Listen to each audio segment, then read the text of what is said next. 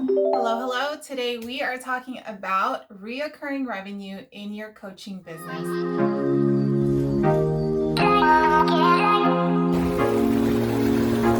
And we're talking about the one thing you need to build reoccurring revenue in your coaching business, which has transformed my business, you guys, and has transformed many of the clients that I work with.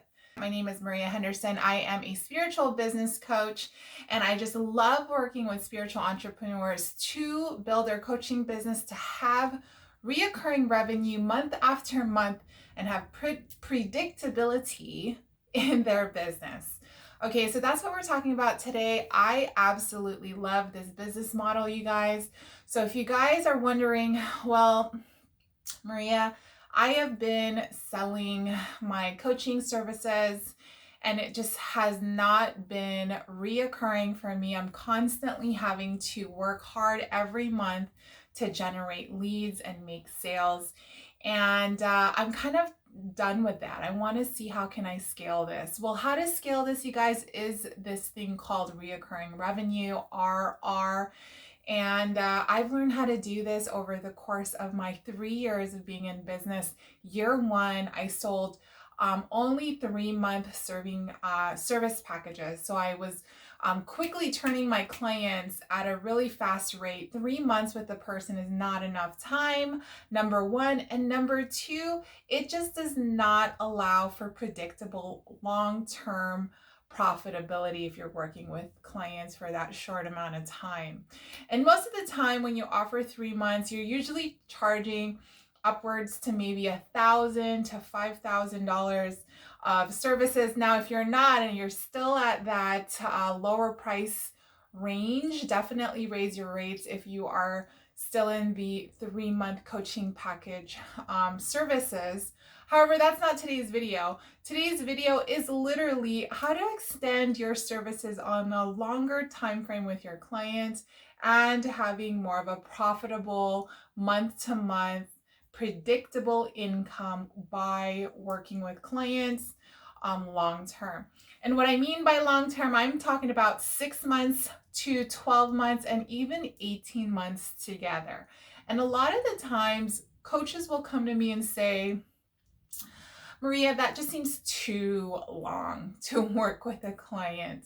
Now, some things around that. Number one, there's a level of intimacy there that you will have with a client, meaning you're going to get close to your client. You're going to know about stuff really deeply with them as you work with them long term. And if there's a level of fear around that, you need to work energetically on healing that, because that intimacy you have with your one-on-one client really does offer safety, and it does allow for your client to trust you more. Okay, so that intimacy that a lot of coaches might not want to be and have is actually the thing that causes your clients to work long term with you and sign on year after year with you. Having that just closeness and trust level and rapport with your client, you guys, is probably one of the most profitable things to have in your coaching business. So if you're afraid of that intimacy with your client, definitely work around healing that, you guys, because that is essentially what will cause your clients to work with you long term, and really stick with the services and the contract and the financial agreement you guys have. Okay, so what are the things you want to do? Well, number one, you want to offer 6 or 12 months and or maybe even 18 months coaching packages. And you can do like, depending on the kind of service you render, I would recommend to go higher than $3,000 or $4,000 for these type of packages, because you are promising some sort of transformation. So depending on what you sell, whether you're a spiritual life coach, a business coach, or a therapist who is now being a coach, who is now a coach, maybe you're a confidence coach, like one of my therapists clients who is now a confidence coach, and she's actually doing an amazing job signing on $20,000 clients, you guys, with this just one model of having long-term coaching and having reoccurring revenue every month. So number one, to package your services and offer them long-term, 6 to 12 months and up to 18 months. Number two, raise your rates. Okay, so a lot of us will go into coaching and kind of charge minimal or maybe even copycat other coaches because you see someone else did it, you think it's okay for you to do it. However, you have to take a look at, well, what is it that you're offering and what is the transformation that your client will get as they receive the services working with you, okay? So a lot of the times people don't realize how big of a transformation your clients will have when you work one-to-one with them, and charging minimal for these huge transformation, guys, is really the biggest mistake a lot of coaches will do. So I want you guys to assess your prices and see, where can I charge higher and at what rate will feel energetically aligned and will match the results I offer in my programs and in my dealings with my client. In that sense, I would recommend from going higher than 4 and even upwards to 10,000. Between that range, I think, is a really great range that you can play around with, and get comfortable with saying that when you make your offer. Okay, guys, so that is number two. And number three with reoccurring revenue is to have a system that kind of supports reoccurring revenue. What does that mean? That means you are probably going to have monthly charges that you are going to do for your clients. And a lot of the times my billing is on the 15th of the month or the 30th of the month. And those two dates, those are the dates I charge my clients. And that's when I get paid, right? That is the day when we get the actual reoccurring revenue in. Now, this process, this billing process that I have in place, causes for reoccurring revenue. And I want you to think about the things that you currently don't have in place that will cause for reoccurring revenue. Do you have month-to-month options installment plans? And if you do you let your client Venmo you or Zelle you? Or do you take control and charge your clients on the specific given business day that is in your contract that you charge clients? These are the things that you want to think about when it comes to your business structure and the operational part of running and operating a successful business. So if you don't have anything like that set up yet, I would definitely recommend to do that.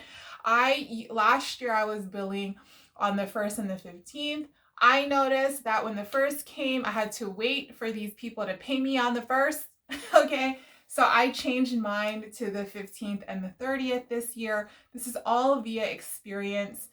What works best for you, definitely implement that in your own billing cycle. Make sure it aligns in your contracts and ensure that your clients are aware of when you bill them so it's not a surprise. Okay, those are the 3 things, you guys, that I think will really support you in building reoccurring revenue.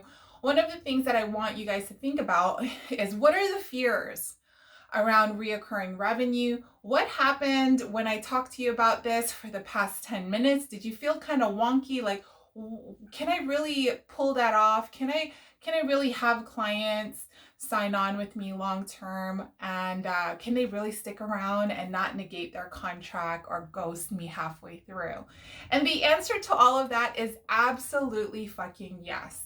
I think the percentage, even for me in my own experience, is about a 10 to 15% ratio of people who dropped out halfway. And that is kind of a common percentage within like the service-based industry. Even in coaching, 10 to 15% will drop out, and you will have to figure out how to collect on their contract, even though they're not in your programs anymore, if they decide to drop out.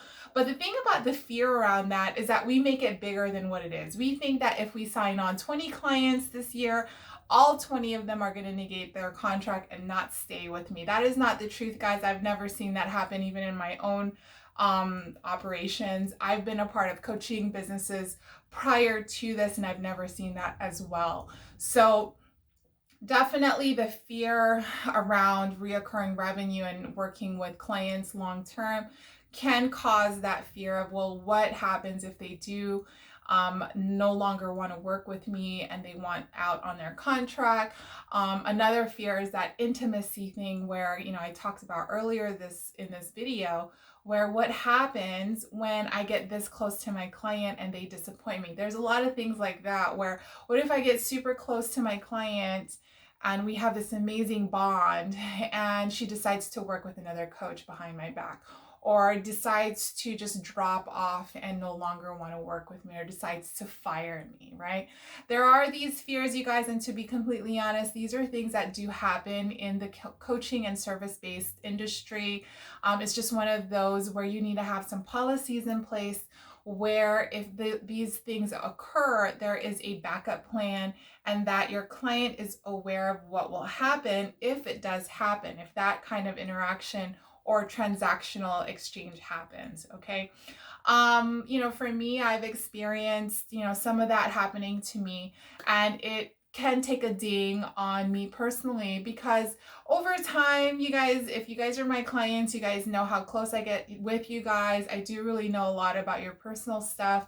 I know a lot about the inner workings of things that happen in your business. So when people just decide to just flip the switch, it does really take an emotional thing for me to kind of be like, whoa, what just happened, right? But the thing that I've learned in that is that you can't control people. In the end of the day, they're going to do what they want to do. And in the end of the day, you get to move past that and serve the clients that are currently with you and still are believing in their own transformation while working together. So I hope that helps with building reoccurring revenue. I'm going to continue creating these videos because I do notice that I get a lot of frequent questions around reoccurring revenue. How do I build predictability in my coaching business or in my service-based business? And how do I get clients to work with me long-term for high-ticket pricing? These are the kind of questions I'm getting. So I am going to delve more into this topic in a more lengthy process. If you guys found this valuable, like, hit subscribe, do all the stuff. And then also, if you want to take this on to the next level, you guys, and implement some sort of strategy to have reoccurring revenue, book a call with me. My link is below. I have some time this week and I'd love to connect. Thanks again for your time, and see you in the next video.